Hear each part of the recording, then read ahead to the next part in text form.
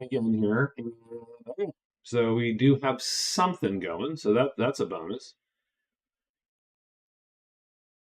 Um, Sorry about that. Let me get my chat back up.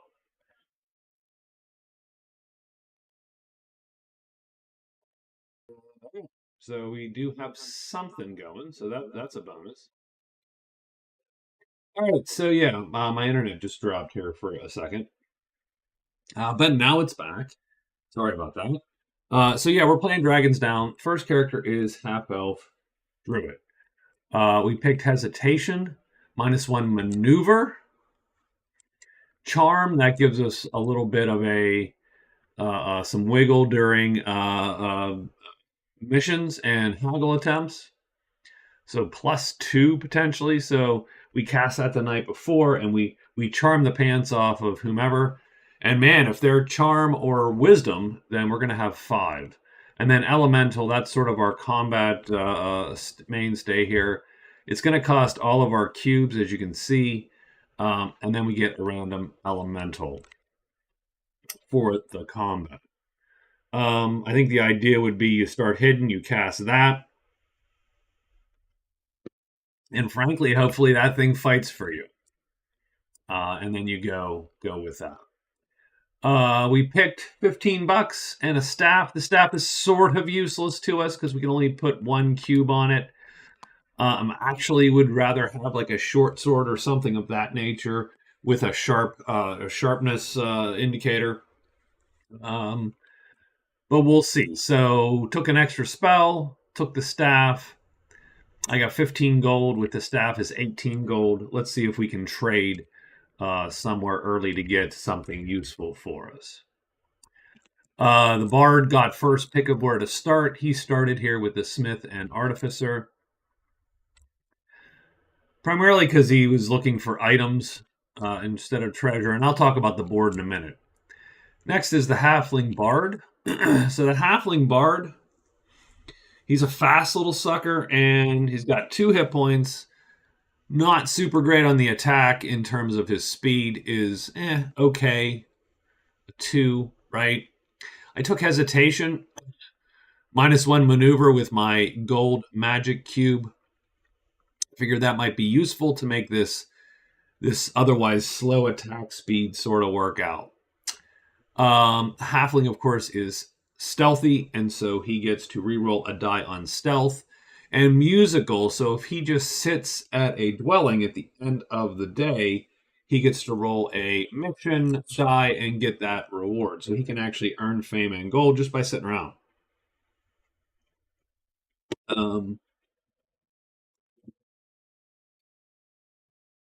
So I mean, it's okay. I'm not sure how I feel about this combination, but we'll see.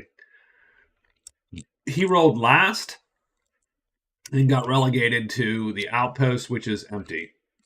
Now he can still do his thing here because just because there's no vendors there doesn't mean there's no people. That's the idea. So we'll let him roll. And the last one, the one that I'm actually most excited about, is the damn half-orc assassin. The half-orc is a just badass race or heritage or lineage, I think they call it. He gets Mountaineer, which is a great buff. He has 2 slots here, 1 attack, 1 defense, and a might cube. So we'll see he has a total of 3. And the assassin gives him 4 speed cubes. He can attack from stealth in melee, which is a huge power. He only gets 1 shot, 1 round, but that's a good power. He is going to be able to put possibly 3 might cubes down, doing 4 points of damage with a longsword, and at a speed of potentially 3 attack. That's good stuff. Maybe a little overpowered, but we'll see. So, and I call him that. He's not a cleric. I mean, he is a cleric of killing. He got to choose second, and so he chose the other populated, the sanctuary there. which is populated with the Crone and Astrologer. So as far as constructing the board, what I did this time was I started with a dwelling tile, a civilization tile, and then I drew tiles, playing them as per the rules until I got 3 of these dwellings, and then everyone starts at a separate dwelling, and you roll off to determine who starts where. Otherwise, the board is explorable. So now we have 3 of these in play. Theoretically, that will open up a little bit more, so that you can know who's where a little bit. Gives you a little bit more knowledge of the board. So that's it, and it looks like we should start here, actually.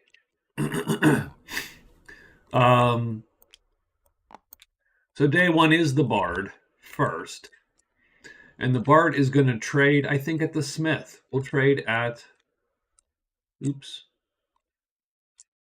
It would help if I could actually just find the dude's stuff there. So we'll trade at the Smith.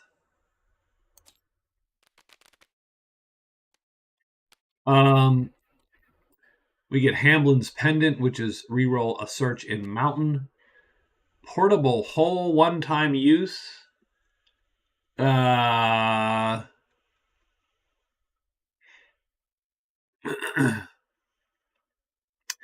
Wacky. You get a teleport, presumably. A shield, a buckler, chainmail, a short sword. That one's not the worst. I like the sling. I like the sling for our druid. That might be a good one. I like the Tome of Power, but again. So I think, and I don't mind the buckler, because again, it's a piece of armor, and you can't go wrong with a little bit of armor in this game. Even more so than in, well, I wouldn't say more so than Magic Realm. It's as useful as it is in Magic Realm in terms of keeping you alive in a fight. So I think what we're gonna do is we are going to subdue any native and place their counter in your backpack and go to the shrine. Yeah, that seems like a rough fight for my guy. Although having said that, he has an elemental. I think what we're gonna do is we'll take Alpiner as our phase. So he gets 5 mountain tiles.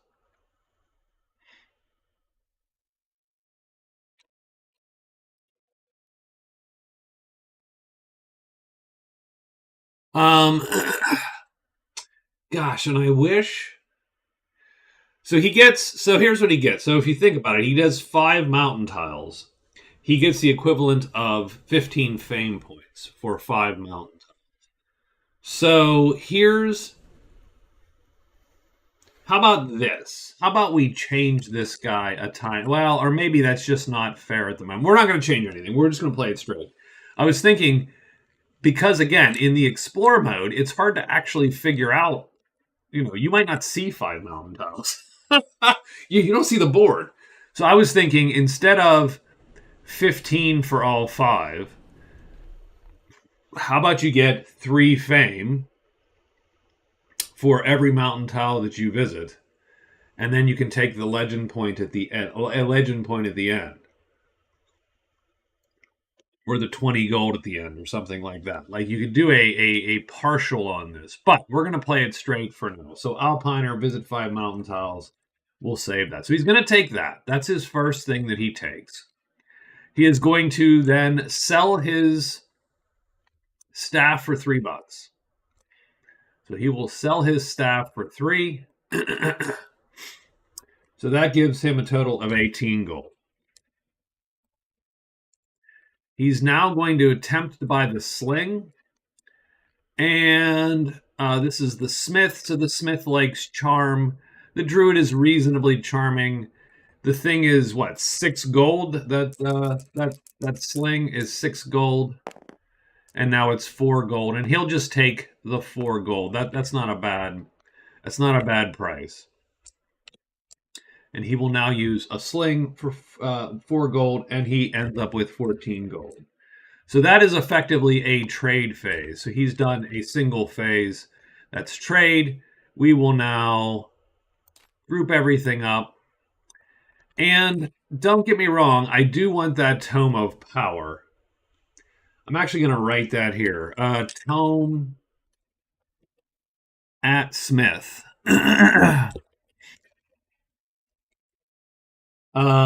That's his mini quest. I want to get the damn tome done. Okay, so that's one phase. That's why these take so long. I'm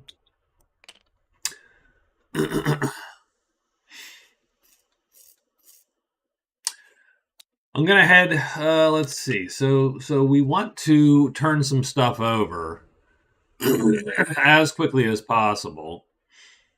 Could we get 2 of them? So no. I'm going to explore here for 2. Excuse me, but I can't play that one. So heck with that. This is my 3rd turn, is to move into there. And so we move into the wilderness. We get to draw a tile. The Lost Battalion. Excuse me, goodness. I am hacking up lung here. Lost Battalion setup. The Lost Battalion has indeed the Lost Battalion.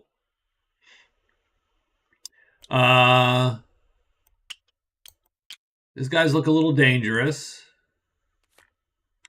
I'd rather not meet them if possible.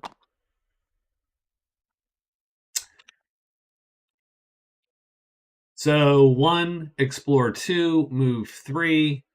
We're going to sneak for 4. So we will be sneaking this turn, and we are done. It's the Bard. The Bard has no reason to stay here because they are, frankly, not going to be able to buy or sell anything or get any missions or anything like that. So the answer is, let's go 1, 2. We'll draw a swamp. It is a site. So we get a site. We're going to draw a site chip here. It's the altar in 3. So that's 1, 2. I mean, that's pretty good. We'll go 3 and sneak. So we are sneaking. Also, it is finally the assassin's turn. The assassin is sitting with the astrologer and the crone. Now, we are not super, like, no one likes us. So keep that in mind. We're going to go with the crone. Strangely enough, she likes us the most.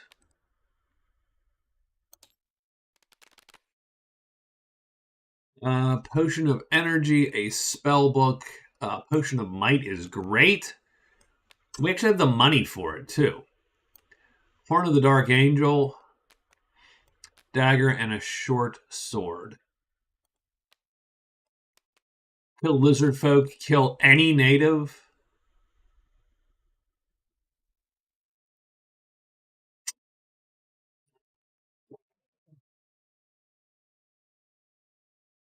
I mean, Temple Defiler is pretty good for the assassin. At the Sanctuary, all the natives are dead. So the Sanctuary is the priests. There's only 3 of them. So it's not like they are super crazy good. We could probably get one and kill one instantly, like the Acolyte, maybe. Yeah, we have enough speed cubes to kill, like, say, the Acolyte instantaneously.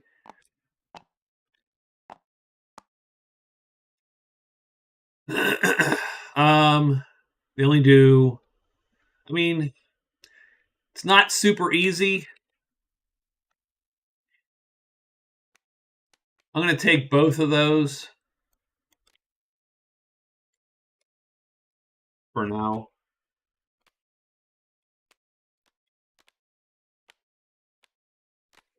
So I'm going to do kill Sanctuary and kill Lizard Shaman.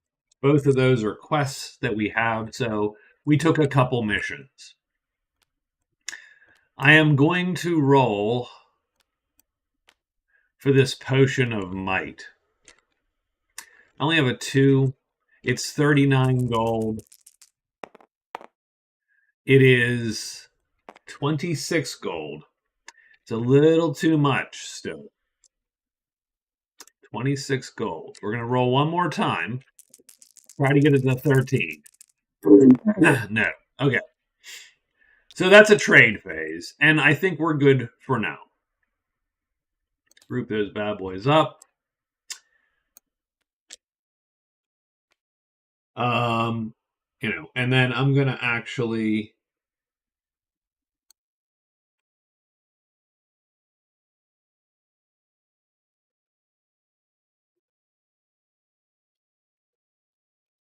give myself a note there too. Oh, it doesn't. Yeah. Oops. Yep. Well, that's a problem, of course. Yeah, I cannot give myself an extra note there. How about this? I'll cheese a tiny bit. And we will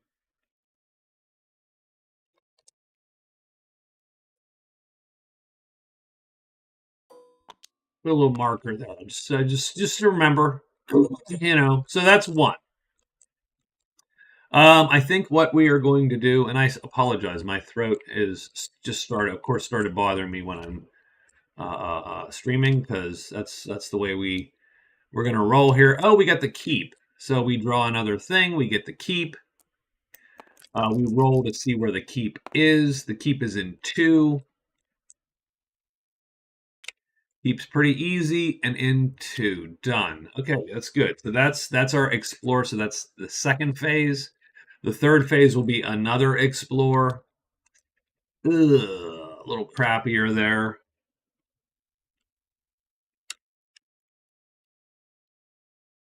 And fourth phase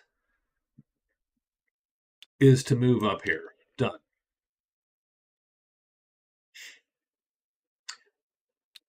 Yeah, I mean, good enough. Good enough. Okay, that's turn 1. Turn 2.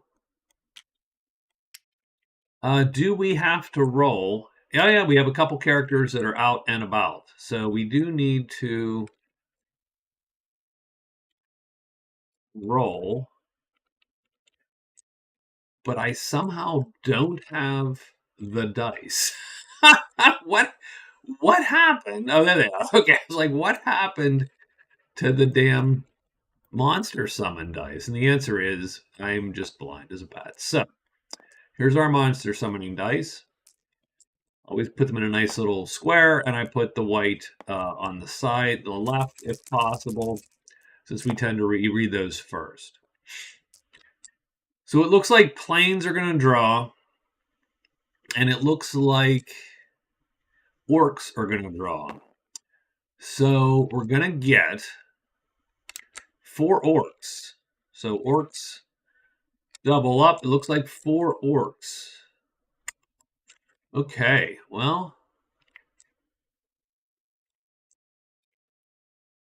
someone came to listen to the bard play. It's freaking all the orcs, mind you.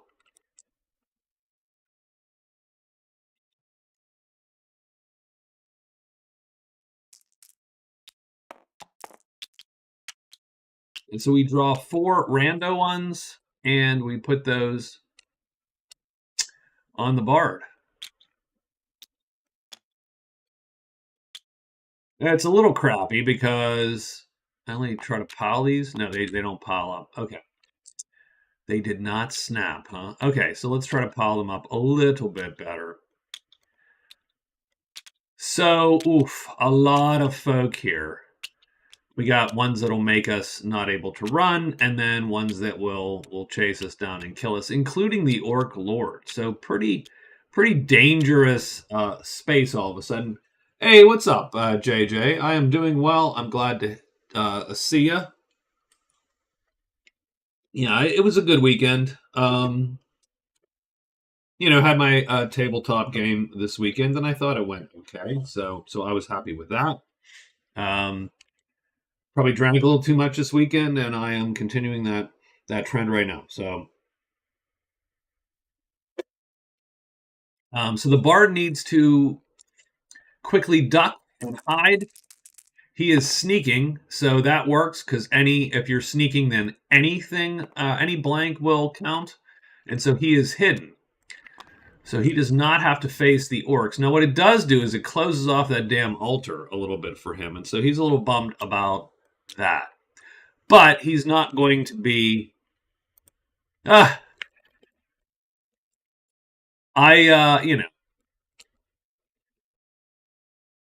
mean, it was our traveler game, so I didn't really crush my enemies as much as hopefully set the scene for a memorable conclusion to next week. I think the bard, much like other halflings and hobbits in stories, I think we're just going to leave these ones go and try to get past them quietly. So, and the altar, well, the altar is just going to be what it is. So let's roll. The bard is first. So we're going to move 1 to here. I will explore for my second turn. And we can play this. And I think I would love to. I mean, it just doubles back on itself, doesn't it? Yeah. So if it's going to just double back on itself, let's make it double back quicker. So 1, explore is 2. We're going to move in as 3, and so we're going to draw the wilderness tile here. And it is a treasure. So the bard is rewarded with, his prudence is rewarded with a little treasure. So I don't know why that flipped, and now I flipped it again because I am super clever. He gets an enchanted treasure. So the enchanted treasure, draw a treasure card from the pool to replace this. And that card turns, and this turns over. Oops. Okay, that totally didn't work, by the way. And it gets a white magic cube on it. So first thing is first, this is enchanted with white. It flips. He actually doesn't mind that. That is actually the better thing. And then he immediately draws another treasure to replace that treasure. And then this is discarded. So we'll just delete it. And it's the guard charm, which is you avoid a wound. Goes away once you do, but you avoid a wound. So 1, explore 2, move 3. He gets the treasure, and he will sneak 4 and be done. The bard has heard there's orcs over there. Well, that's cool. Cool, yeah, sure. Got some orcs. Now, I don't even know what elemental, I suppose I can look and see what the elementals are.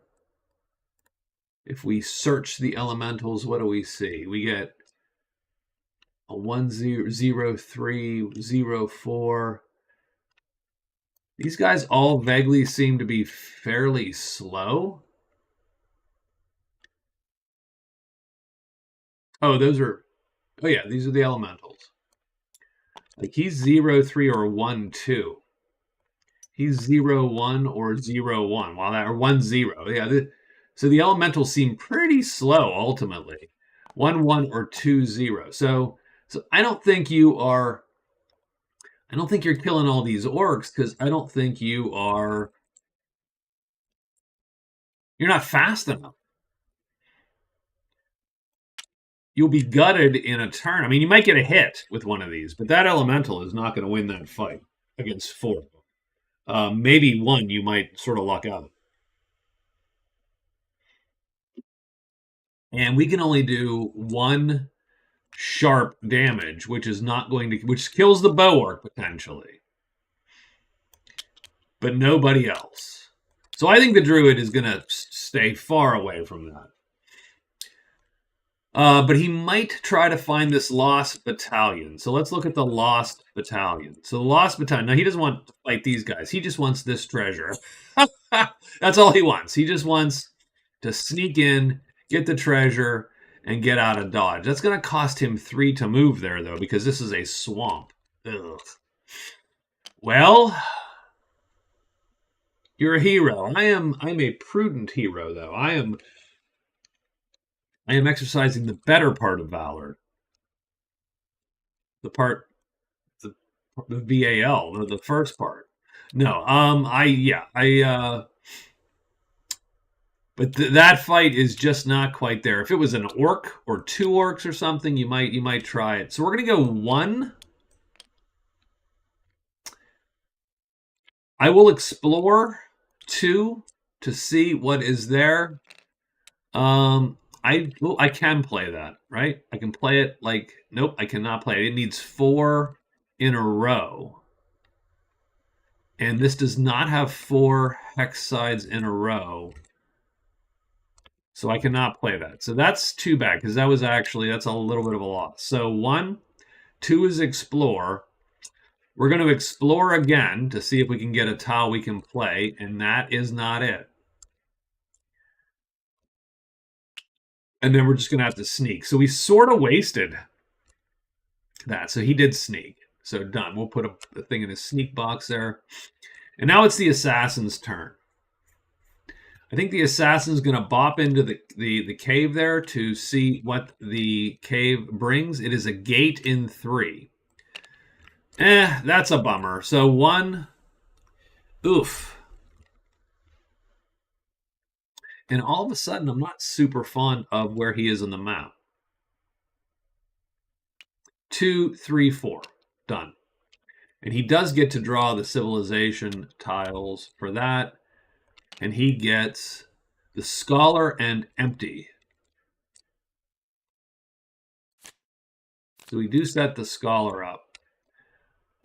So he is done. So that's the turn. Let's roll for monsters. So what did you do this weekend, JJ? How are you? So okay, so monsters. Okay, so interesting. Monsters not in a tile with heroes leave the board. So those orcs actually go away.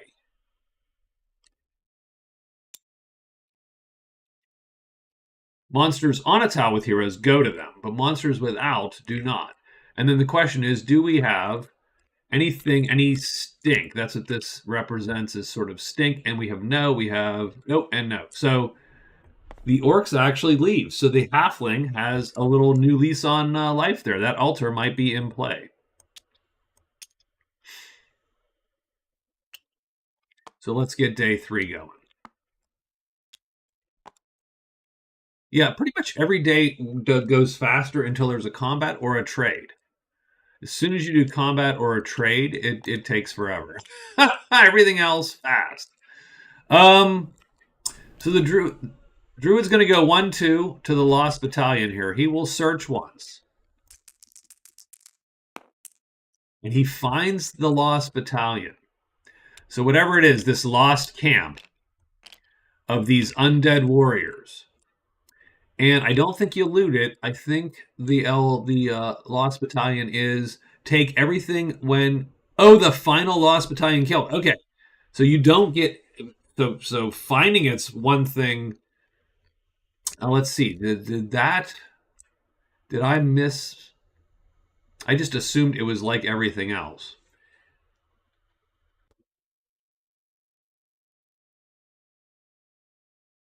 Any hero entering the clearing containing the Lost Battalion has found them.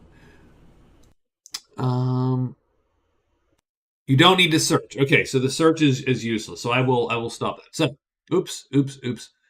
Any hero entering the clearing containing the battalion token has found them, but only the first hero that does so gains the fame and legend points for doing so.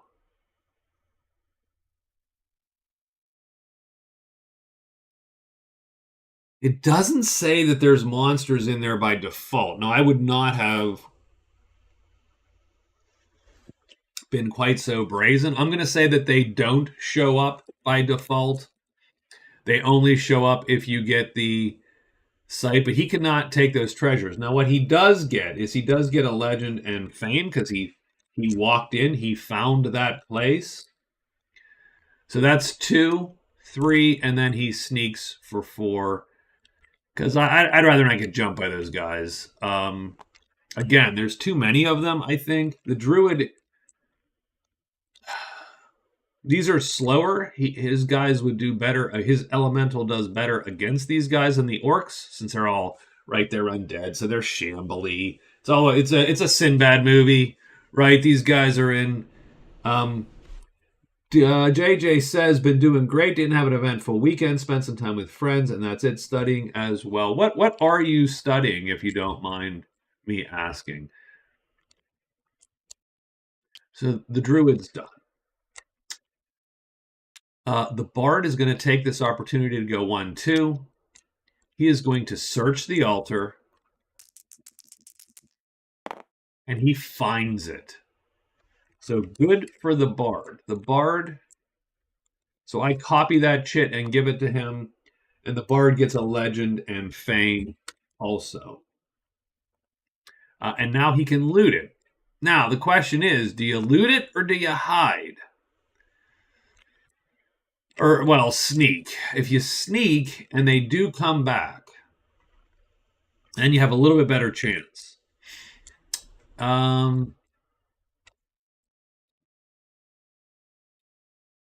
So giant serpents can appear. And I think the bard escape a giant serpent? Yes, he can, because he has 3 boots there, 3 boot slots. He can avoid them. What shows up at the altar specifically? The demon. He can avoid the demon. It's really the orcs that would stop him, because the orcs, there are just enough of them. They will block his exit. So I am going to exercise.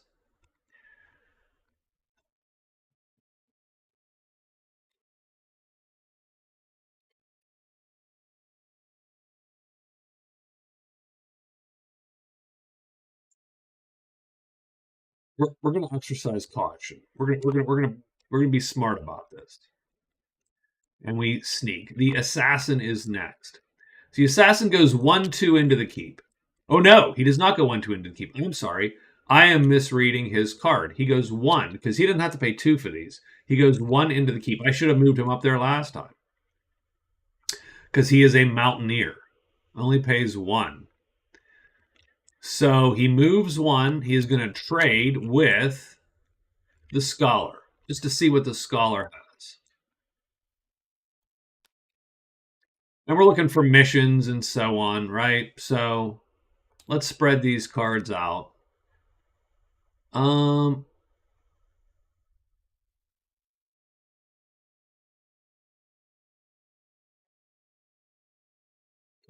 Wow.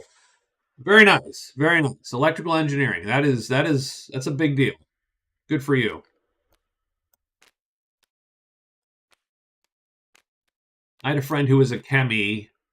Now, mind you, he was as bad a student as I was, so we never went to class together. We sort of fed off each other's bad habits pretty well, I think.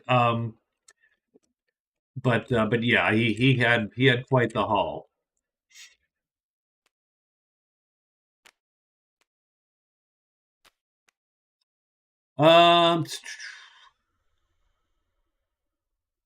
The next alphabetical civilization location. So he is at the Keep. HIJKL.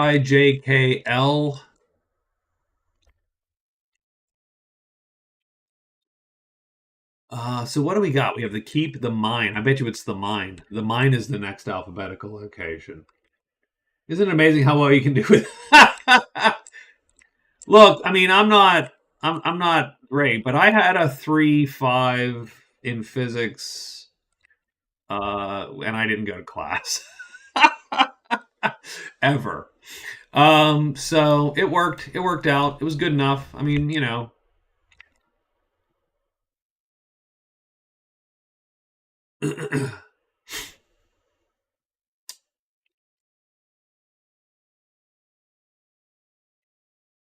So I mean, the next alphabetical civilization location is the mine. He could take supplies. And that's going to be as easy as finding anything else. So I think he's going to take supplies to mine, and he's going to replace the lizard shaman, because who the hell knows where the lizard shaman is? So we're going to discard that one. So he does take a new mission, and that is done. He does have to replace this treasure, because that is another enchanted treasure. So as soon as you see those, you're going to enchant this tile and flip it with green.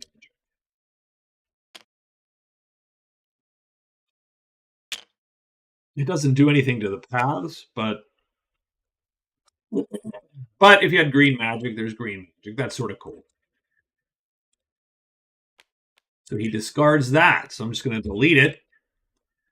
And he sees the Earthen Tincture. One green spell cube versus one blue spell cube. It's all fine and good. Is he actually have any chance with the scholar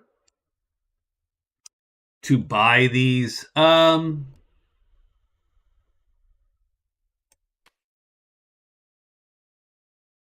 there's a curse treasure. Holy shit, hold on.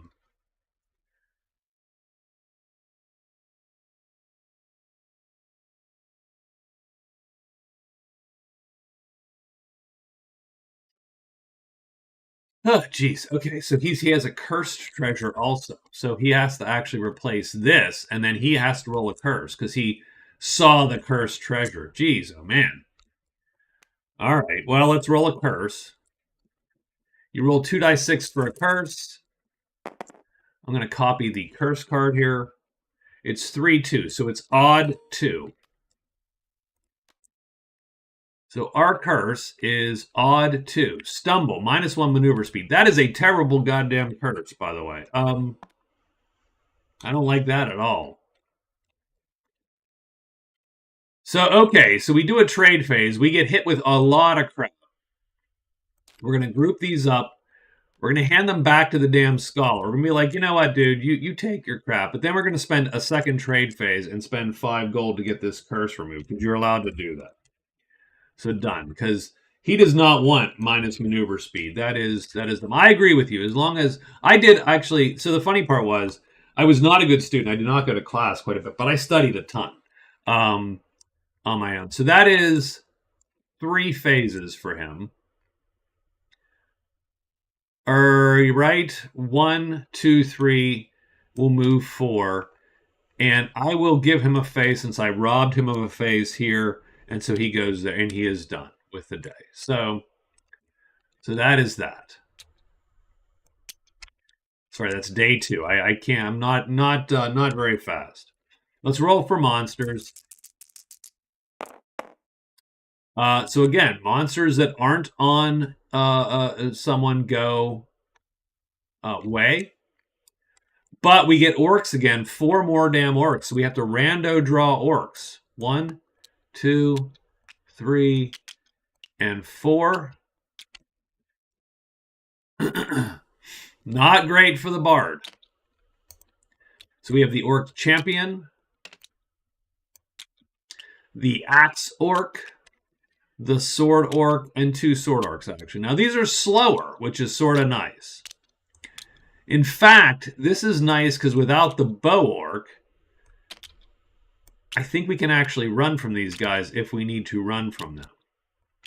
So the first thing is first, are we hidden or not? And we get to roll, and we are hidden. And so we are done. So I think we're done with the day.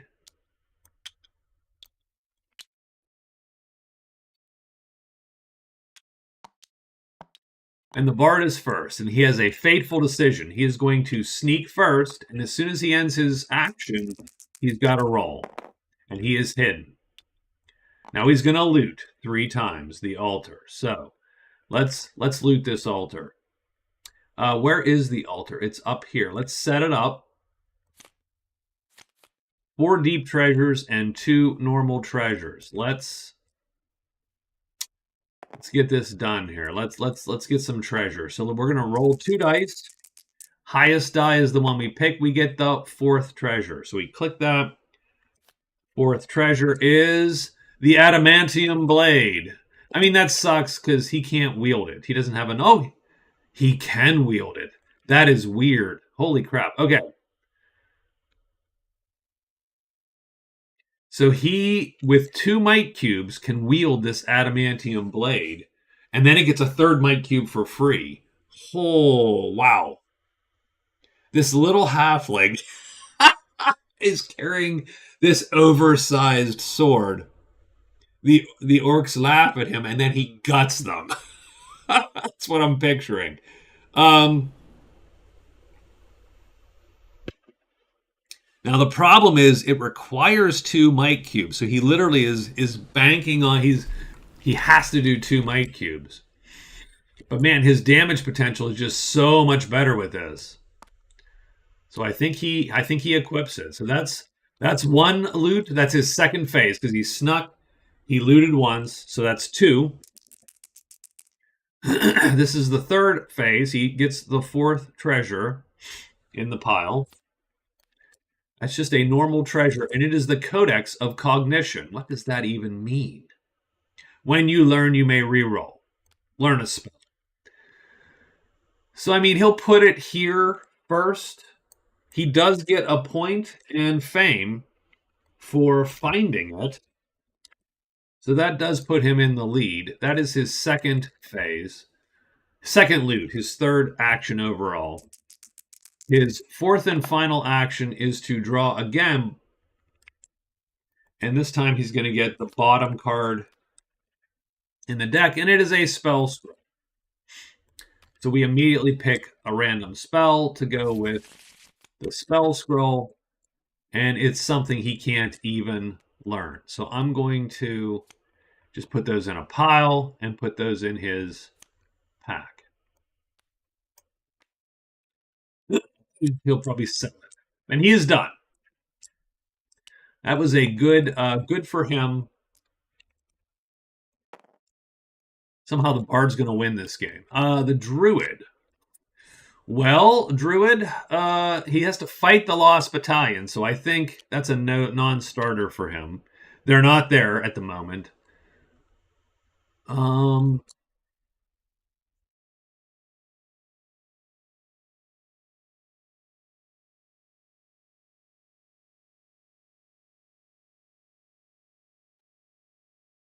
So let's go 1-2. Let's trade with the Artificer.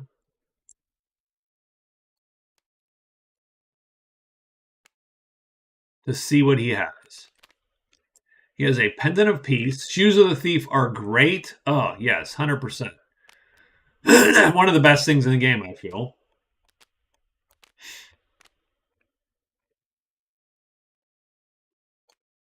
We know where the altar is. Dark Worshipper is actually really good if you know where the altar is already. I'll take it, even though it ruins our little note here. We're going to get, so we have to, one treasure and 1 deep treasure at the altar. Have you ever considered LASIK? I have considered it. I have. Um, I mean, my vision is pretty shitty. So here's my concern. My vision is pretty shit. Um, Glasses, it is absolutely well managed with glasses. My concern with LASIK is twofold. Obviously, there are the horror stories with people getting detached retinas and having more problems, or getting, you know, like having sort of vision artifacts and so on with LASIK. Now, again, some of that could just be old LASIK versus newer procedures versus whatever and so on.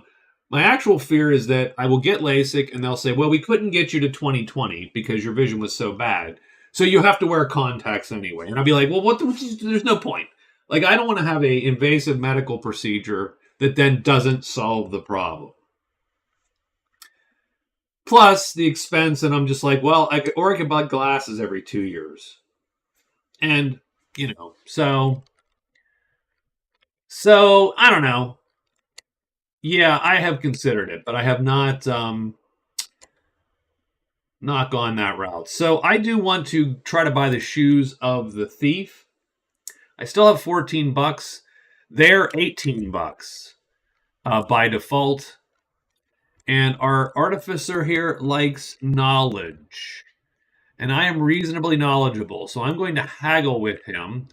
So $18, I need a 3 or less, and I fail. That's fine. That's fine. That's fine. I'm going to hopefully cast at the end of today then to charm him. Aha. And we'll go from there. So that was, what did we do here? So we went 1-2. We did a trade. We're going to explore into there again as our final action to see if we can draw a tile we can use. We did, I think. The Unbroken Lands. Done. But that's it for the Bard. The Bard's going to cast Charm at the end of the day, though. So I'm going to wound this chip right now because I have to there for that. And we should make sure we know that we have Charm cast for tomorrow, because that's going to add 2 to his haggle attempt. So done. The Assassin is going. The Assassin has to explore, and I'm going to explore the to the left first to see. Done. So that's 1. We're going to go 2 and move into the caves to get the chip. And we get a treasure. And that's not bad. It's always good to get a free treasure. So the Assassin gets a free treasure. It's an enchanted treasure. Wow, that's all I've seen all day. So this guy's getting enchanted with blue, and we draw another treasure.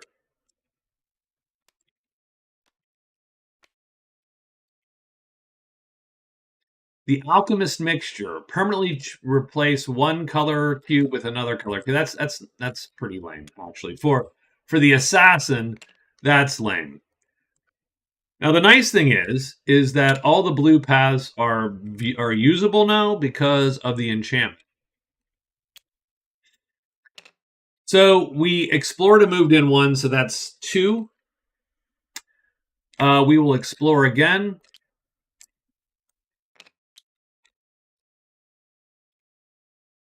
That's 3. And then we will sneak is 4 and be done. I think that's the day, actually.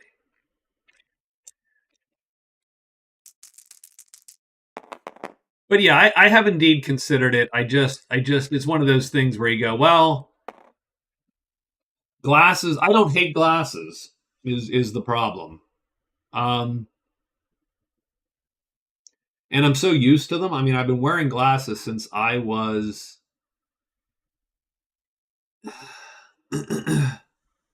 8, 7. So that's a lot of years, man. I'm sort of used to how my face looks with glasses.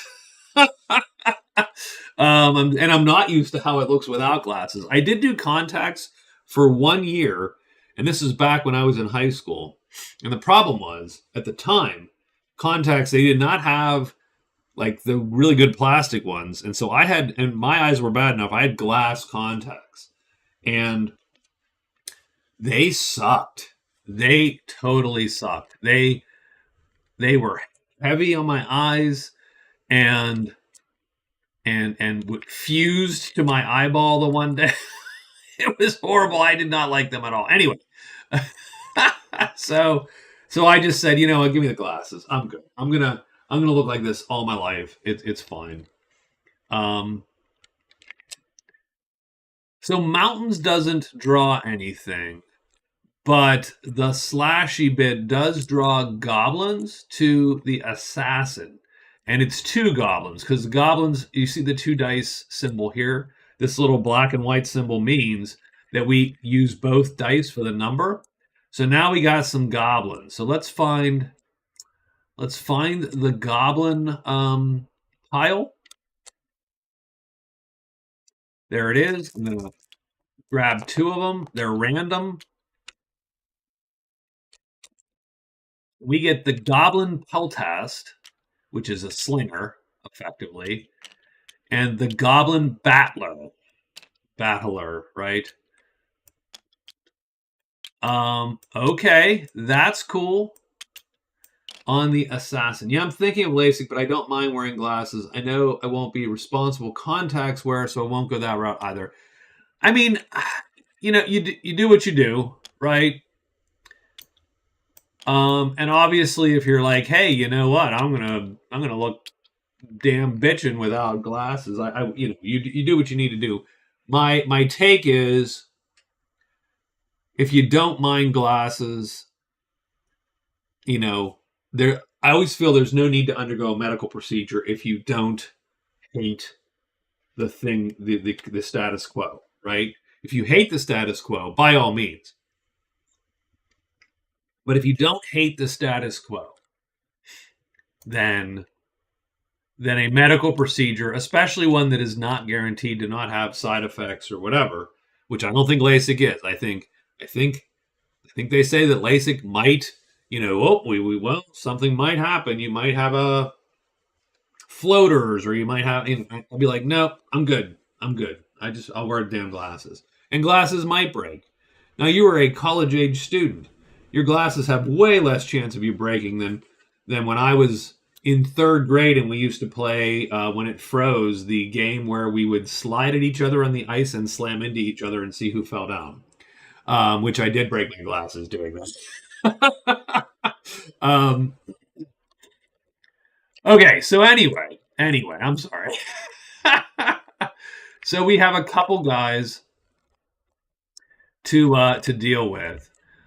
I'm gonna look at this fight here and see, because, well, so first thing is, the assassin has to determine whether he is hidden or not, and he is, because he's snuck. So he is hidden. Now the assassin has the advantage, and this is a huge advantage, by the way. He can attack from ambush with melee weapons. So this goblin battler, I've never actually broken lenses. I feel like the frame. 100%. You're not going to break the lenses. 99 times out of, if you break the lenses, then you have other problems, because whatever hits you with these polycarbonate lenses was going pretty fast. So you probably have other injuries that you should deal with. So I think my take on it is, you're going to break the frames, because you could step on them, or you could sleep on them, or if you're like, well, I'm going to wear them to do an active sport or something, right? And you get hit with a volleyball in the face or something, you could break your frames. But if the lenses break, then God help you, were probably in a car accident or something. And so you've got other issues. So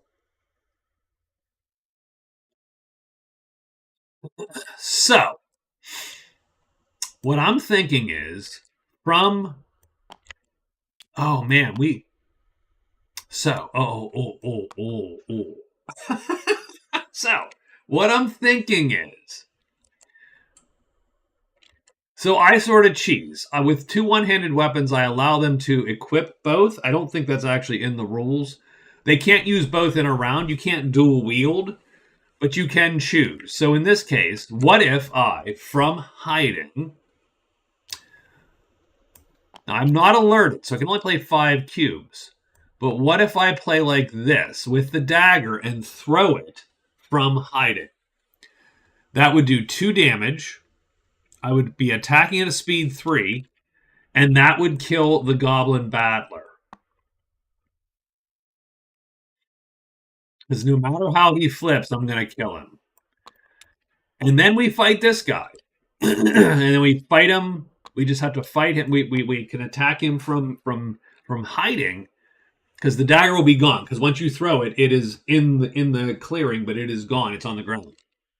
So I throw, or in him, probably. Hopefully, it's actually in the dude. So I throw it. It's gone. I attack the Peltast from ambush. And then I simply have to battle this guy. Now, the problem is, he actually is not, like, he could do some damage to us if we don't get lucky. But on this side, he doesn't even attack. So I think this is a winner. I think this is a quick, easy winner for us. So we're going to go first round, and we're going to attack just like this. So I'm going to copy this and paste that, and copy these and paste these over here so that we don't have to continuously grab those dice. So we're targeting this guy. This guy is not yet in the fight because we are hiding from ambush.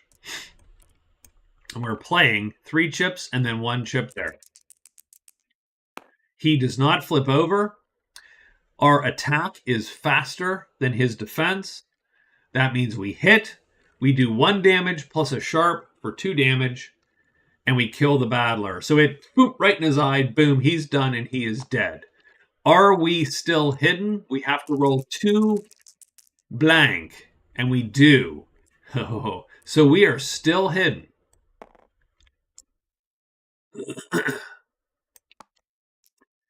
So this is, so we get these chips back, of course.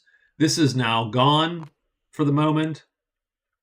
And now in melee, so we're going to play, and we have to play, so it's a little crappier now because we have to play 2 chips. But still, that lets us play these 3, so 3 and 2, done. And he's not attacking us yet because we are still hidden. So then we stealth around to the back of this guy. Does he flip? He does. So now R3, we are faster than his defense. We're going to hit him for 2 sharp damage. Done. And we've killed both the goblins without. And then we pick up our knife because we're allowed to do that once the combat ends. I actually didn't know that until recently. I used to play the dagger was gone. I was like, well, that sucks, but so be it. So we get 11 fame. So the assassin scores 11 fame. Done. These goblins are done. They're out.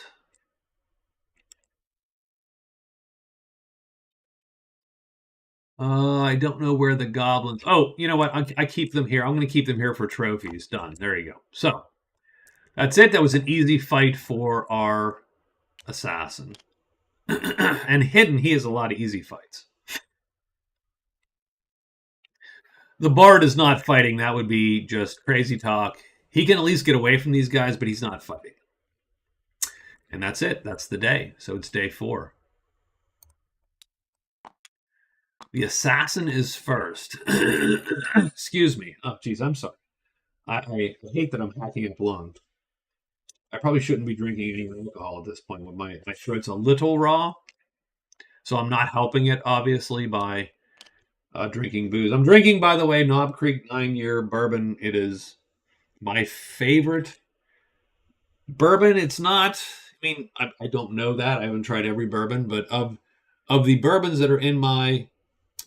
price point, it is of the bourbons at my price point, it is my favorite. Do you subscribe to any print media? I do not. Which is probably too bad. You know, I do think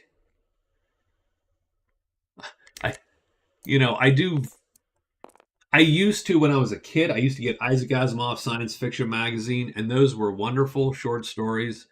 Um, but I do not subscribe to any print media, anymore. I spend so much time online, obviously, and that's probably to my detriment. So we're going to go 1 into the plains. That probably is an indictment a little bit. And then we get to roll 2 dice, I assume, and we get fame. I don't know what that one is. I don't think this is well described, if I'm to be honest with you, in the Desolation rules. Or in the terrain packs or whatever. Like, I don't, so. But I'm just going to interpret it exactly what it says, which is, roll 2 mission dice and take that. No, that's wow, dude. That is an interesting question. Give me 1 minute to finish this guy's turn, and then I will answer you. So I'm going to roll these 2 mission dice, and the assassin's going to score 3 gold and 2 fame.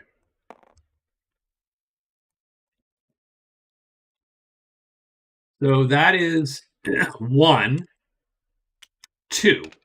He's going to explore for 3. And we have to be able to play that. And I think we can. And then I will sneak.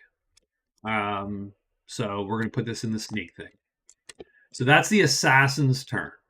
In fact, let me just finish the day, and I will get the turns for the day. So the knight, the bard, is going to cast Charm. So he's going to burn this and cast Charm. So he did burn that. He cast Charm. And now he's going to trade with the artificer, I believe.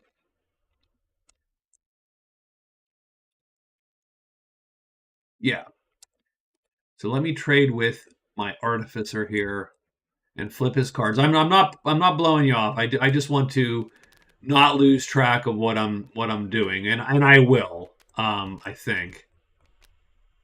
And we're going for these Shoes of the Thief. So let's put these down here. So Shoes of the Thief. I didn't buy them yet. It's 18 gold. I have 14.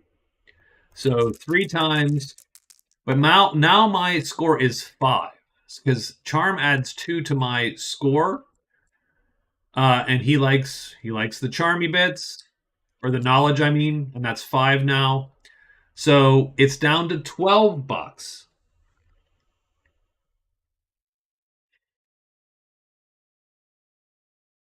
Do I do it? Do I do it again and get it down to 6? That'd be a coup. Let's get it down to $6. I don't want to roll doors. No doors. No whammies. 3. Done. So it's $6. I'm going to buy these for $6. So 8 left. The druid buys the Shoes of the Thief. That's his boots slot. There you go. So now he has 3 maneuver cubes played every time. So the funny part is these are almost redundant. But he can play fast attacks now without anything else. So that's one of his phases. One of his phases. Let's go 2, 3 to the Murky Woods and pull the Murky Woods. And that's an item. I don't love the item, but it's an item. It's a mace. He can't wield it, but he can put it in his backpack. And then I'm going to sneak. Done. So the druid's done. The bard now, we have to determine whether it's worth it to try to stay here for the altar. There's 3 treasures left. I think it is worth it to try. So we are going to sneak. We now have to react because the orcs try to block us. They do not find us. And now we are hidden. And now we loot 3 times to try to get those last couple treasures. The 5th treasure, that's no. The 4th treasure is a no. There's only 3 treasures in that pile. And so we blow it. Done, done, and done. And let's roll real quick, and then we will see what's what. So, ooh, all kinds of stuff happens.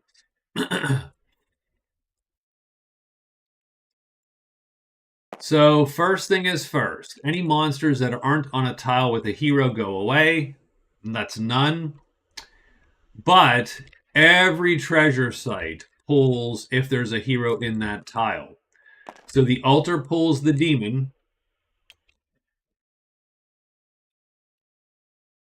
The orcs summon the demon. Oh, yeah, that's what they were doing. Oh, yeah. That's nothing here and nothing here. So that's it. That's our day. Okay, so let's chat for a few moments. So are you glad you had a childhood without the internet? I would argue, I mean, sure. Look, the internet is great, right? It's wonderful. It is awesome. Now, I grew up with computers. I grew up with computer games. You know, like my first computer. My grandfather bought a what is it? Like a TRS, like an 80, like a trash 80 computer. So it was Texas Instruments computer. We used tape to load shit and save shit on there. I had an Apple II Plus with 48K memory. I was jealous of the kid with the Apple IIc with 64K memory because he could do more stuff.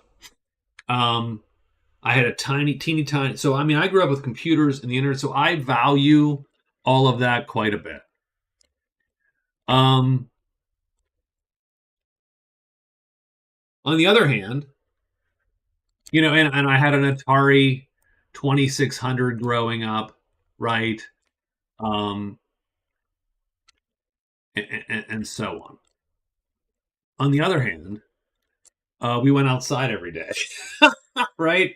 We rode our bikes. We roamed 4 miles. We had a childhood that I feel that a lot of folks growing up today just don't even vaguely understand. Um, like I said, we would go out in the summer. We would go out in the day, in the morning or whatever. We would ride our bikes, and a little pack of us would ride all around and go to wherever and do the thing we did that day and come back in by dinner time, kind of thing. Like we were out and about all day. We rode for miles. I used to ride on the highway. It's not like an interstate or anything, but I used to ride up to go, even to pump quarters into the Spy Hunter machine up in the Giant Eagle. But I rode 3 miles on streets and roads and highways to get there, like that kind of stuff, right? I don't think, like, my sons didn't have that. Now, mind you, we were fairly permissive in that I was like, sure, dude, you go, you go out, you do your thing, and they would go and they'd go to the creek around here and wander around and so on a little bit. But I don't think they had the same sort of vibe that we had, where you had and there's good and bad, right? So I'm sorry if you were actually trying to watch me play this game, I apologize, but I'm going to take like 2 or 3 more minutes. There's good and bad to that, right? We were very self-sufficient. We played a lot of pickup sports. We had an active childhood. It was fun and it was memorable and it was character building. I'm gonna put that in air quotes. But I felt it was valuable. How's that? On the other hand, there were bullying and there were fights and there was, stupid, dangerous shit that you shouldn't have done, probably. And all of that, right? So I think there's good and bad. I think you can't take one without the other. Now, JJ says, I feel like kids now aren't even allowed to walk down the street to school. You have zero freedom as a kid. There's never kids outside now on their own, which is kind of sad. Yes. I mean, look, we have created, we've created a little mini hell for children. Yes. Where everything's a play date. It has to be scheduled. It's suburban hell for kids a little bit. And I do feel sad because I do. And it's weird because I go, I always look around and go, guys, we didn't grow up like this as kids. What are we doing to our kids? Because we have the power to fix this because we're the adults now in the room. But we did. We sort of weirdly fell into this.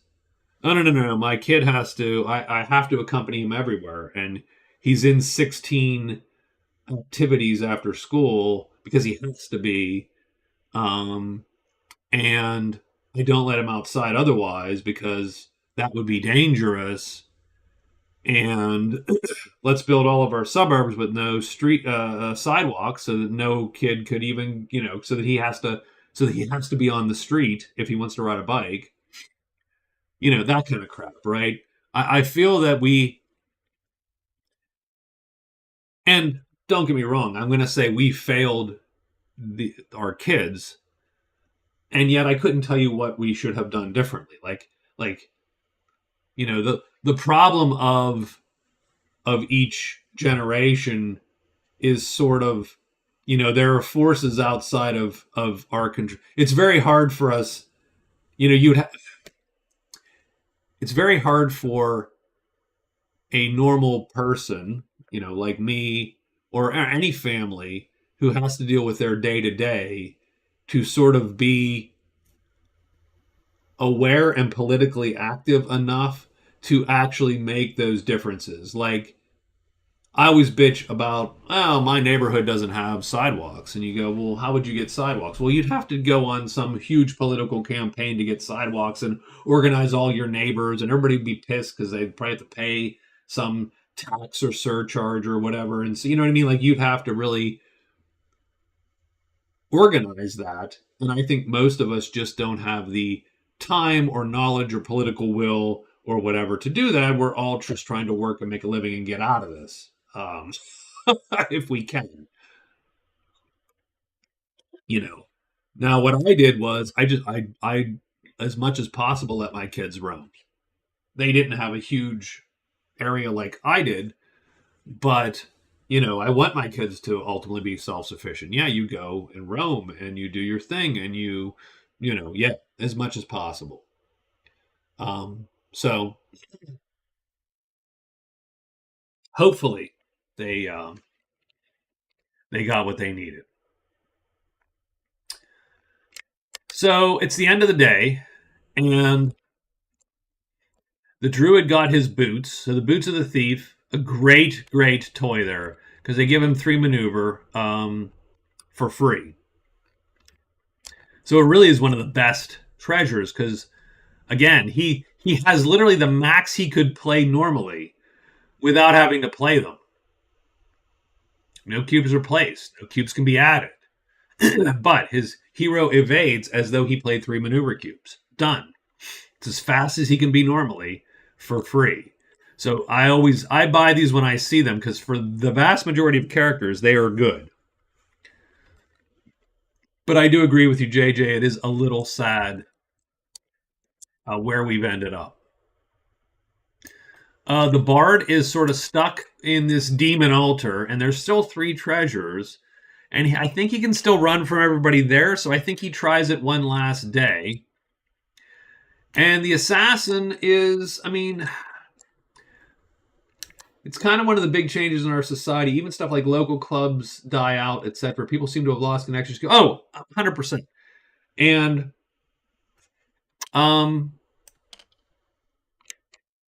okay, so again, if you're watching for the game, I apologize. I'm gonna just 2 or 3 minutes. I'm gonna go on one more rant here before.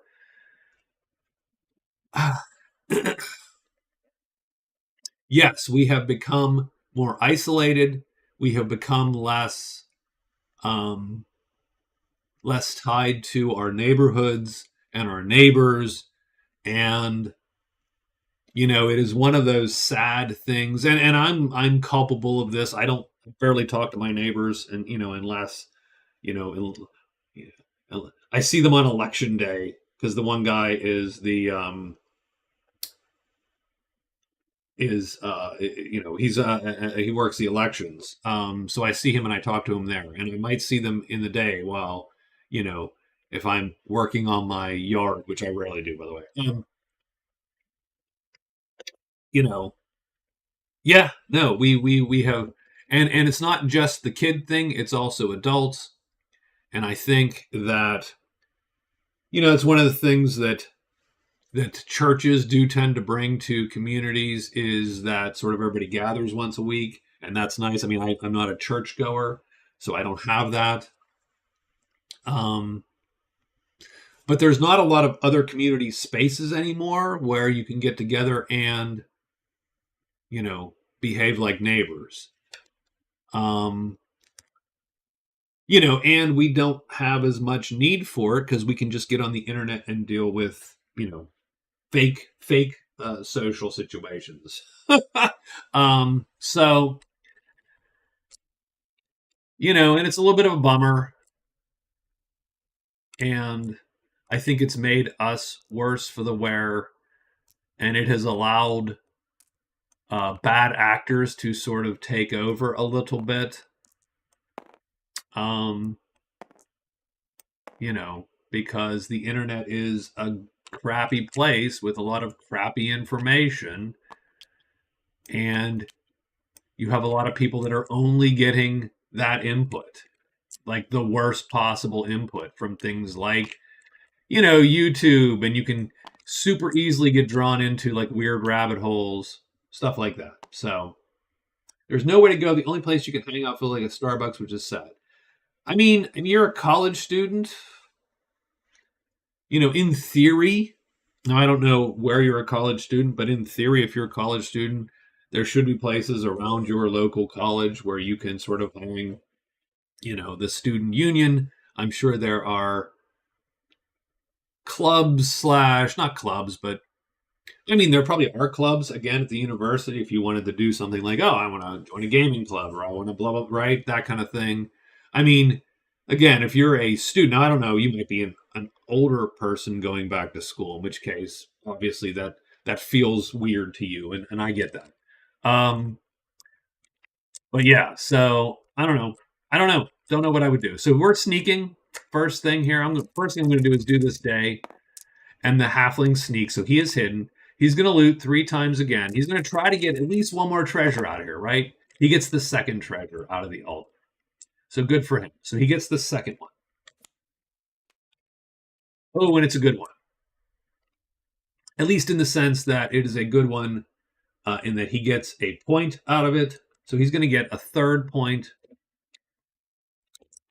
So the bard is certainly winning. Now the elven slippers, a green spell cube can be placed on this treasure to increase your maneuver speed by 1. I mean, he can't do anything with that, but he does get the treasure. That's his first loot. This is his second loot. And he gets a second card, so that's a winner.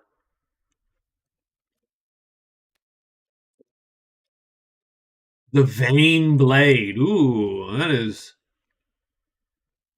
one board game I cannot stand Monopoly. That's sort of interesting. So, Vein Blade must have 3 or more active charisma to equip. I mean, thankfully we do. I look at my reflection in the blade. If the hero ever has less than 3 active attribute icons at one time, it's immediately unequipped to his back. The nice thing with this is, so it's similar to the Adamantium Blade, in that if he plays 2 cubes, he's going to do 4 damage, but he does not have to play 2 cubes. So I'm going to put this one in my backpack and equip this one instead. There you go. Because I can play 1 cube. And I get one last loot, and we're going to roll. And if we get to get a 1, though, and we do not. So that's a fail, and we are done. It's the druid's turn. Where's the druid? The druid's way down here. Let's go 1, 2, 3.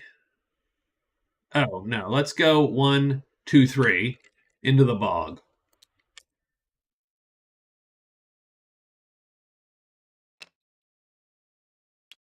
And we get a treasure this time. And that's for the druid. So the druid gets a treasure. And that is a Tome of Righteousness. And he gets 1 time use. He receives 1 white spell cube permanently. So I'm just going to use that and take the white spell cube. Done. We'll delete. Take the white cube. Doesn't suck. It's 1 extra thing to wound if we need to wound something. Done. So that was 1, 2, 3 because it's cost 2. I'm gonna sneak, so he is done. And then finally the assassin. I think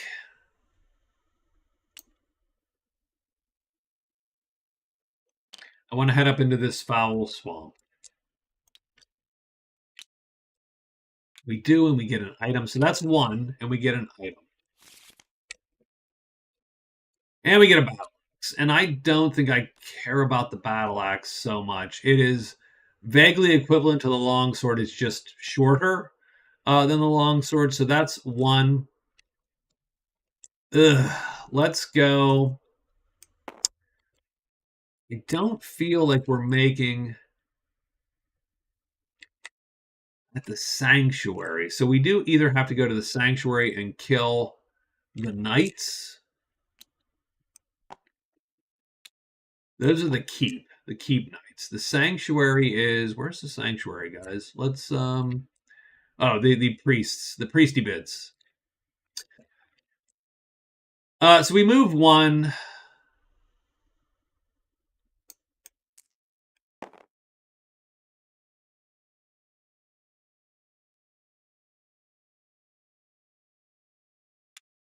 Go 2, 3, and then we'll sneak again. And sneaking's super important for him because he attacks from hiding anyway. So you say you don't like Monopoly because it takes too long when you know who's going to win already. Now, my understanding is that everybody plays Monopoly with house rules, and that if you play it straight, it's a lot faster. No free parking. When you don't buy, you auction properties when someone doesn't buy them. My understanding is a much faster game played straight by the rules as written, and that everybody has added house rules, and those house rules tend to drag it out. In some ways, I understand dragging it out a little bit because you hate to, because it's an elimination game. You hate for people to be eliminated quickly. Like, that's sort of a bummer. So mountains first. Do we have any mountains? No. Swamp, swamp, and swamp. And then treasure sites. Do we have a site here? We do not. We don't have a site here. It's just this site. This guy's already out. Done. Okay. That's the day. I have a little bit more respect for Monopoly. Playing it as written, and I have looked a little bit at some people that have done strategy for Monopoly and strategical analysis, etc. And I wouldn't play it to say, like, if you brought it out, I'd be like, I mean, how about this? If you brought it out and I was at your house, I'd be like, okay.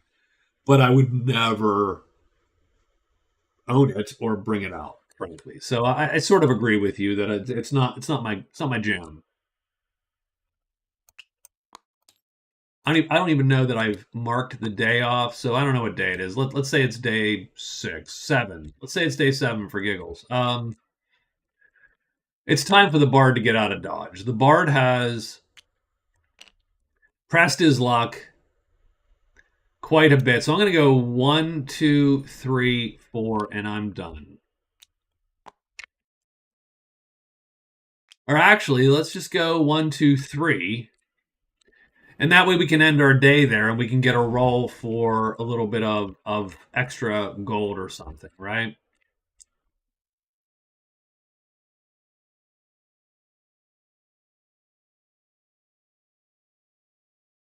So, what is the druid trying to do? So the druid is either trying to find the altar. So do we know where the altar is? We know where the outpost is. The altar is right up here, right? Yes. I do wish I would. Now the problem with the altar is that's a rough haul for us. For certain. Well, do we have a deep treasure? We have an item. We don't have a deep treasure. If we could get a deep treasure and a treasure, we could get complete dark worshipper. But we don't have a deep treasure. So I'm going to go 1, 2, and 3 and enter this mountain tile. And there's a site there, and that's actually good. Site is good. We draw a random site.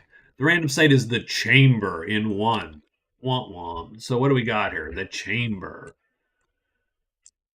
The chamber in 1. Where the hell is it? There it is. Has the Titan, potentially. 3 deep treasures and 3 normal treasures. And it is there. So that's 1, 2, 3, and then we hide, or sneak, I should say. And now it is the assassin's turn. The assassin is going to explore here.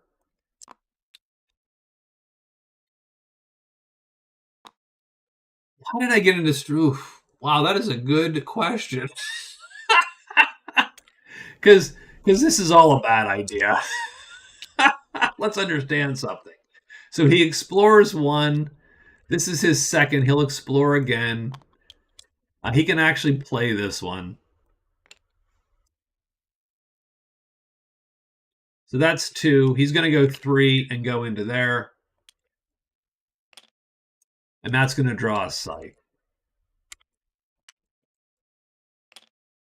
And it's the Horde in 6. There you go. And then we will sneak. So let me roll monsters real quick. And then we'll talk a tiny bit. Oh, monsters that aren't with anyone go away. So that's all of these guys are going to go away. The orcs go back in their orc bundle. The demon goes back to where he is. Done. Any monsters? Nope, they roam 2 people, and then we're looking for the claw slashy bits, and we don't have any, and we are done. Yeah, that's a good question. It was a little bit of a whim. I mean, it wasn't like, this is not a righteous crusade or anything. Largely,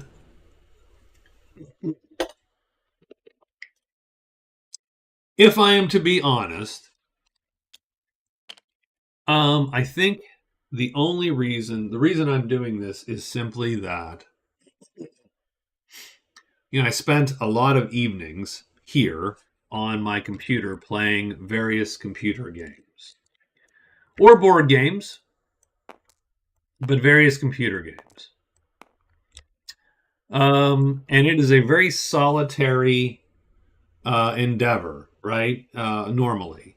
You are very much just alone in a room, a quiet, closed room by yourself, and silently doing, making the moves or whatever. Especially if you're playing a game like, say, Magic Realm, or a board game like Dragon's Down, where you're doing all the moves. You're not interacting with the computer, really. You're just interacting with the pieces.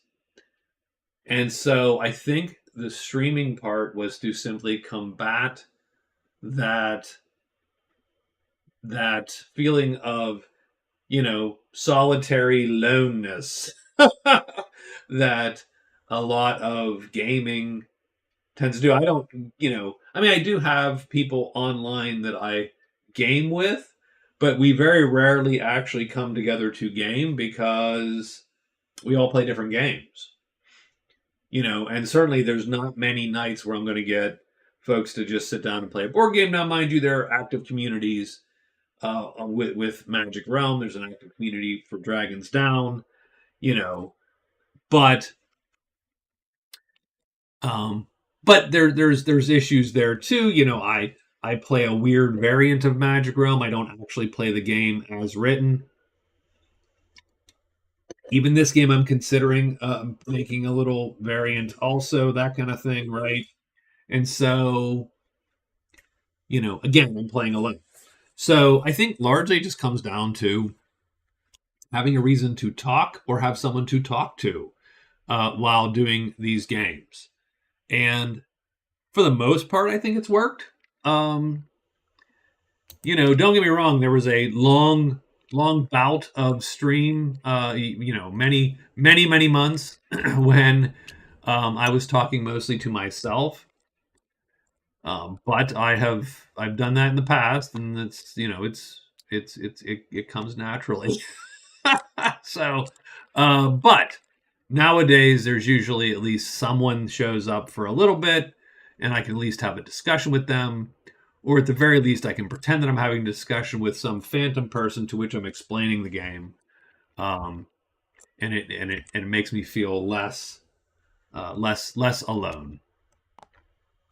So there you go. So that's why. So our assassin is first, and getting to the horde is going to require finding this thing here, this secret passage. So I will search once. That's a fail, but a half fail. We'll search twice and re-roll this die, and we succeed. So the assassin does get this passage. So that is 2.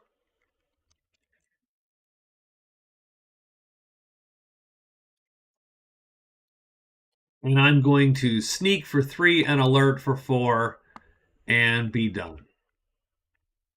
Don't want to move into the cave. I like joining for the audio as well. It's nice to have on and talk casual. I mean, it is, and again, right? I remember chat rooms, IRC when I was in college. That random talk with strangers. Or you make online, friends, right? And that's sort of cool. So I think, man, getting to that chamber is a little bit of a mess.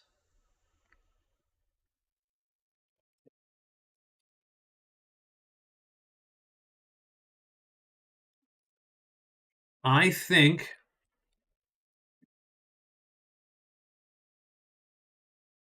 so. Let's see what this looks like if we flip it. I mean, I don't think anything changes. Oh, there's a couple more paths that are there's secret path effectively. So we could I think I'm gonna enchant this gold.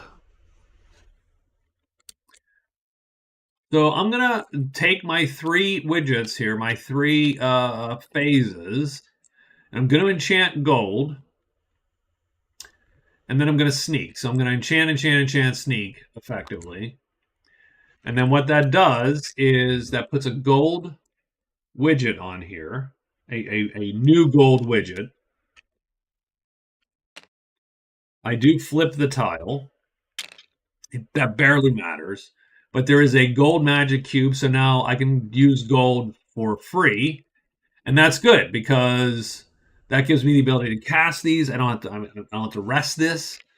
It takes a little bit of time, but now I'm going to make my way slowly to the chamber, and I'm going to have at least the ability to cast my elemental or hesitation a little bit more easily. So that's his move. Excuse me. Now it's the bard. Oh, the bard at the end of the day, by the way, last night gets to roll this die. And he gets this, whatever that is. He gets 5 gold. So the bard actually has 11 gold now. So he sings, and it works out for him. Today he's going to move 1. He's going to explore down to the right. I'm going to explore to the left.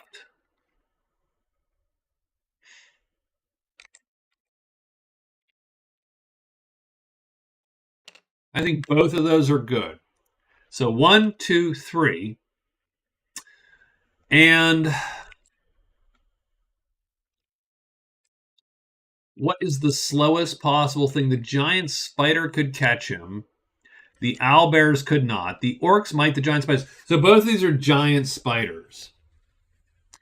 Yeah, I mean, there's a lot of times, JJ, I will even have, I'll put YouTube on, and I might not be watching some of the stream, but I might do a video where they're playing a game or something, and I'm just sort of putzing around, and I'm watching them sort of out of the corner of my eye and maybe dozing off or maybe doing something else or, right, whatever. And just the background noise, that human voice in the background is comforting and soothing.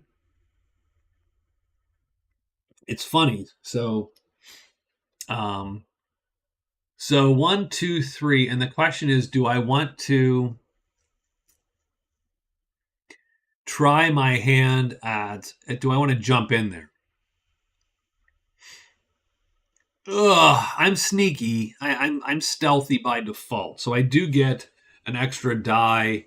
I can re-roll, but you could end up trapped. Like there's no doubt about it. I'm gonna go here. I'm gonna get this chit and this chit and draw it. And it is a gate. Ugh, gates. Gates are lame. That's the lamest one. Done. So a gate and 6. And we are done. So quick anecdote as I roll monsters. So we do get the monsters go away. Oops. Oh, geez. Well, that was a little lame. Hold on. Give me 1 second.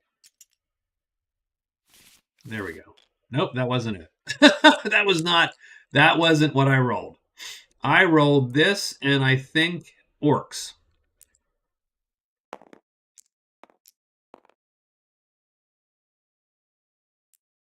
believe I rolled the orcs.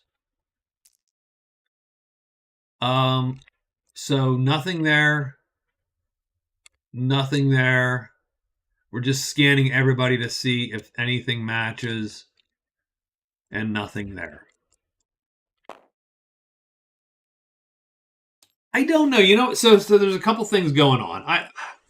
I love the Vagabond Skyrim, but I do have to admit that I'm looking for something else. Like I think I'm gonna ditch the Fallout New Vegas for now.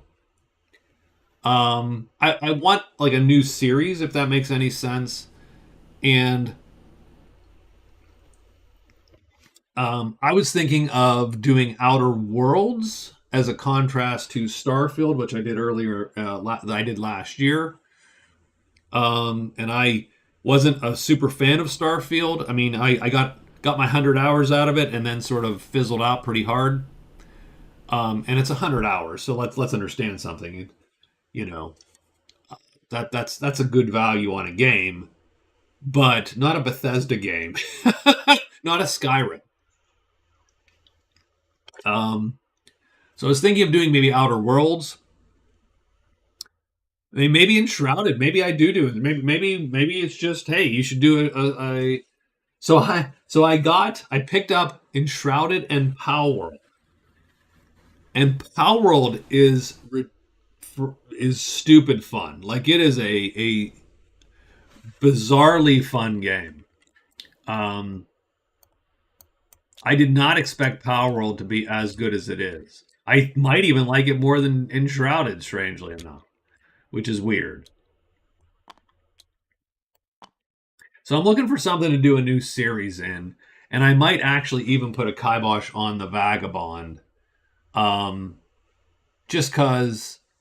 I mean, although mind you, there's probably some number of people that just watch for Skyrim. I like Palworld. I think it's a winner. I think it's weirdly fun. However, I mean, I hope that whoever the developer is, goes with it and takes the success and says, let's ride this, because it's a pretty good game. So okay, so we have now our orc. He's going 1, 2, and I think I'm still sneaking. Yeah, I think the latest games so I'm not a Pokemon fan at all, right? Not in the least, but my kids all are. Every one of my kids has played some Pokemon, if not most of them. So I'm gonna go 1, 2. Ugh, I hate. Well, hold on. So I'm gonna go. Yeah, I'm gonna go 1, 2. But the problem is you can sneak and then do what? I'm gonna sneak and then I'm gonna alert again. So this guy's gonna sneak and alert. And then he is going to, the bard is going to go 1, 2, and end up there. And so he gets to draw a token, and he gets the secret cache. And so I'm going to go 3 and sneak.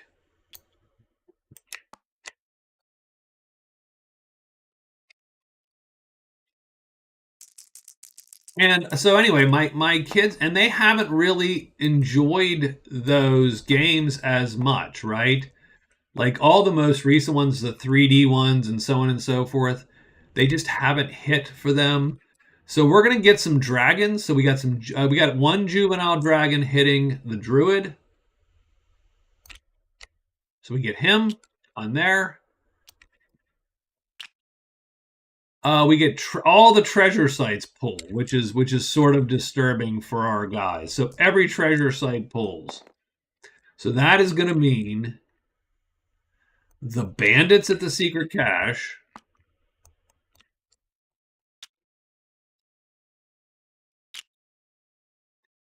That means the Titan in the chamber. And the Horde draws the dragon. Where's the Horde? The Great Drake.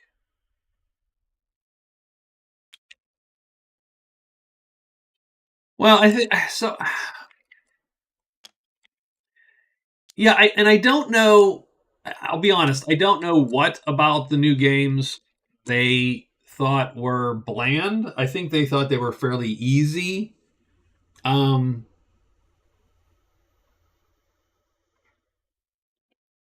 But yeah, I don't know why. I'll have to ask them actually why they think the latest Pokemons are sort of duds.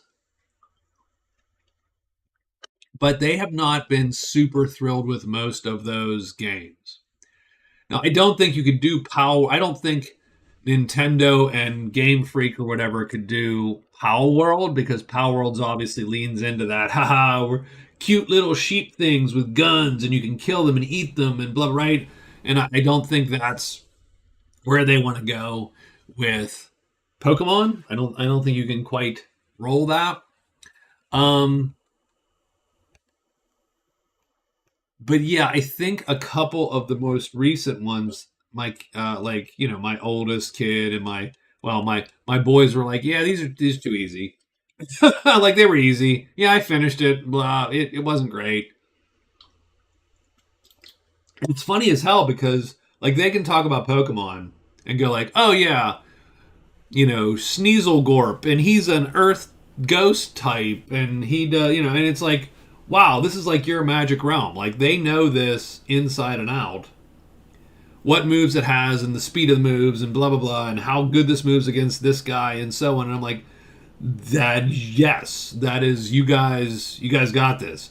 Oh, and this is played wrong. Oh, look at that. Oh man, that's gonna drive me nuts forever. That's gonna drive me nuts. Look at this. I can see it right there. Here. Hold on. Yeah. It's empty like my soul because I played this tile wrong.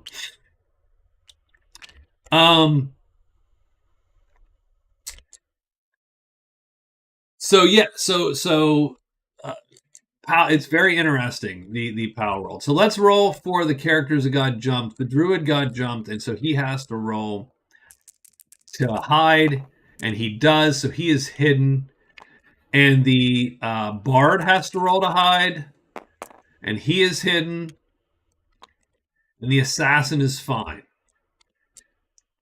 The Assassin has to figure out if he can pull 4 damage. If he can pull 4, which he can't. Because he can do 3 and sharp.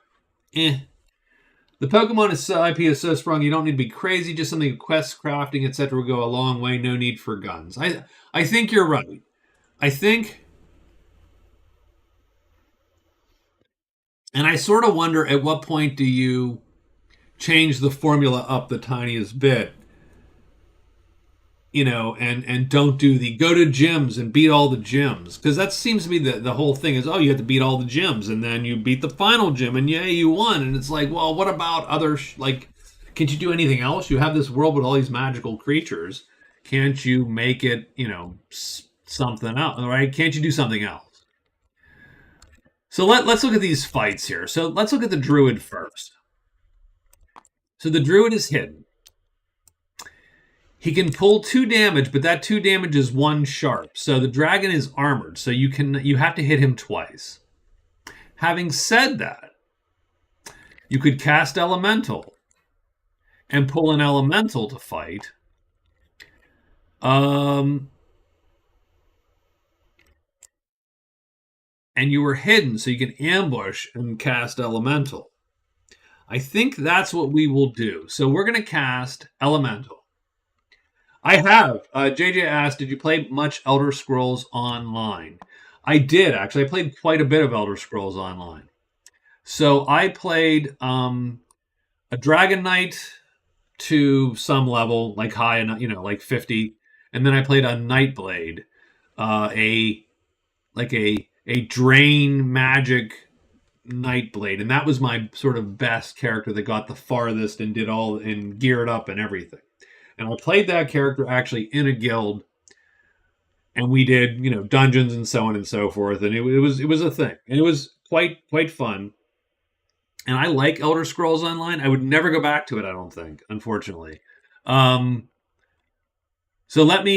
going to do this combat. So let me figure this combat. So we are going to cast In the Dark Elemental, and so we're going to put 2, and then the gold cube, which is wounded, but we get a gold cube from the enchantment. So that gold cube is there. And so we will cast, and we have to wound this. Done. And then that gives us a random elemental from this pile. So let's shuffle and draw. And it looks like it is a water elemental. And now we have to determine whether we are still hidden. Give me a second. And I am still hidden. Wow, nice. Okay. So that's round 1. Round 2, we got to figure out how we want to play this elemental. It's not great. I think we have to play like this. So we could play like that and hope that he doesn't flip. If he flips, well, they might kill each other, strangely. No, because we don't guarantee to hit him. We play like that, it's all bad. Like, none of this is great, by the way. So were we to play on this side, we do not automatically hit, but we do go first. Were we to play on this side, again, we don't automatically hit, but he doesn't necessarily automatically hit us if he doesn't flip. Let's play on this side, just like this. In the meantime, what are we going to do?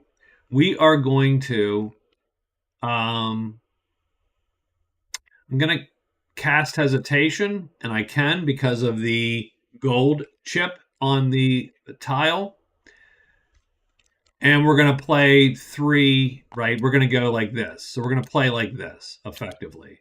And ignore the fact that I'm using this wounded chip because it's coming from the tile. Because we enchanted previously. Done.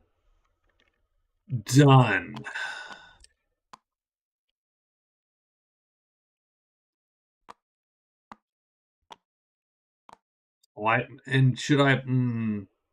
No, we're good. We're going to play like this and just hope for the best. Okay, so does this dragon flip or not? I'm hoping he doesn't, I think. He does not. My spell goes off first. So done. It hits him because I have a time of 3. That hits his 2.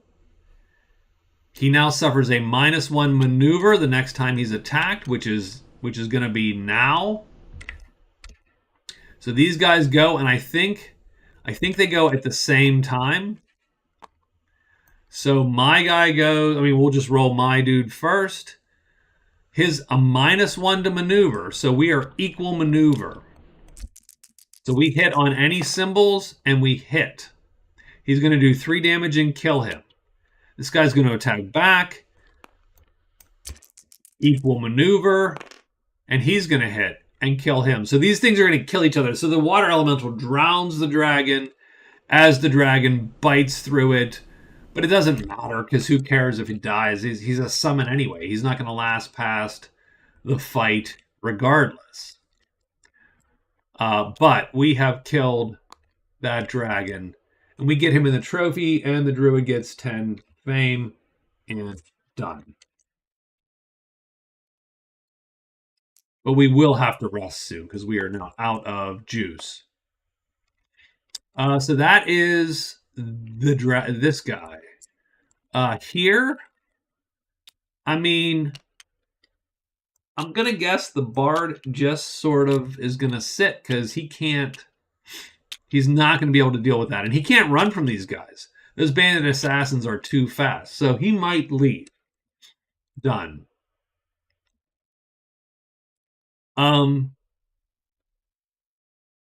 Yeah. So anyway, let's.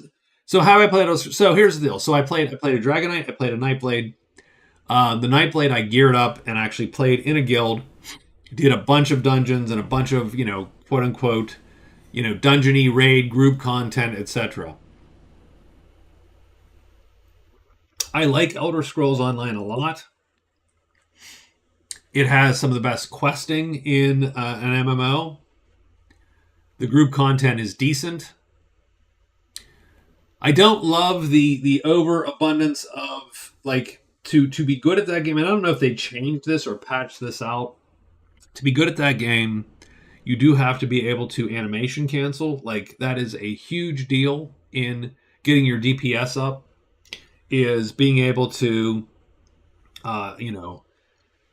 weave light attacks in with all of your normal attacks, with your abilities, etc. And so, if you can't do that, your DPS is always going to suffer a little bit. And again, I don't know if they've changed that in the game or not. But if they've not, that's what it was. It was very much a lot of trying to weave in light attacks because that would cancel or dodges or blocks, I think, blocks. Because that would animation cancel the other attacks. And it was very heavily reliant on that. That was the highest. That's where the skill ceiling is, right? The other thing I don't love about ESO, and this isn't a flaw, I don't know what I would do instead, is ESO has a weird hard break point where you could do all the quest content, but there's a certain point past which doing any more quest content will get you nothing of interest. You're not going to get any better gear if you do quest content. Because once you hit max level, it's all about the dungeon gear. You are just tiering up dungeon stuff. So once you hit 50, you can trivially do any of the single player content, and it doesn't get you anything. Or you have to just do the dungeon grind and just do the dungeon bits. And again, I don't know if that's changed, and I know that they have some kind of weird roguelike thing where you go and do ever increasing encounters, and that is and people do that. And that's interesting, but I've never done it, so I couldn't tell you. Do you have any interest in Elder Scrolls Online Gold Road? I do a little bit. I mean, so what I was doing in Elder Scrolls Online, so I was in a guild for a while and played with them, and then sort of quit out Elder Scrolls Online and sort of felt, lost track of those guys. So what I would do is I would go in and I would solo sort of the weaker dungeons, which didn't get me anything, by the way. It was just, can I do this? And you can. Again, and you're just sort of testing skill, etc. And if my kids were playing or my dad was playing ESO because he did for a little bit and so on, we could run them through dungeons. And since I'm like, hey, I can solo this dungeon, I can sort of help them get through and blah, blah, blah, right? So I did a lot of that. Gold Road is interesting because they're adding spell crafting. So they add like a customizable skill where you can put parts together and thus make a skill. Having said that, I think I have enough to do. I don't think you could draw me back to ESO at this point. I just think even with that, you would have to. I'd be hard pressed to go back to ESO at this point. I just don't know what I would do if I played, aside from whatever that goofy roguelike arena is, where because that's so solo and duo content. You know. Oh, I could. I mean, I Baldur's Gate 3. I'm still 2/3 of the way through Act 1. I really need to get back into it, for sure. 100%, absolutely. That's just me being flighty, and so here's the funny thing. One problem with streaming at all for is that there is a little bit of pull to do something that someone will watch as opposed to not. And BG3 is very difficult because no one's watching me play BG3. They're watching someone else do it, like someone who's, right or whatever. They're watching tips videos, or you know what I mean? Like that's a game which is a harder sell for me because I am playing it alone again 9 times out of 10. So, all right. So here's the deal. It is 10:19, and it's only been 2 hours, and I do apologize. But I think I'm going to have to go because my voice is sort of giving out a little bit. I can feel it straining. And yes, sort of. I don't know. I mean, again, Power World, no one's watching me play Power World. There's 7 million people playing that, or however many people playing that game. So there's 1,000 big streamers probably playing Power World. So no one's watching me do it.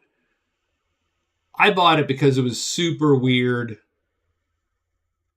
It was a super weird survival game with a twist, and so that's sort of why I'm in. But boy, I didn't expect to like it. I like it.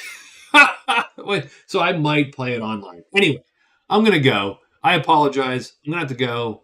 I'm gonna rest my voice here for the rest of the evening, and then try to come back, tomorrow or Tuesday or whatever. And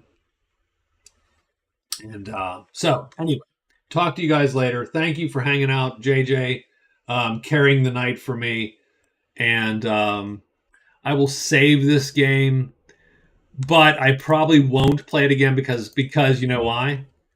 Because of this. Because of this mistake, which I caught way too late.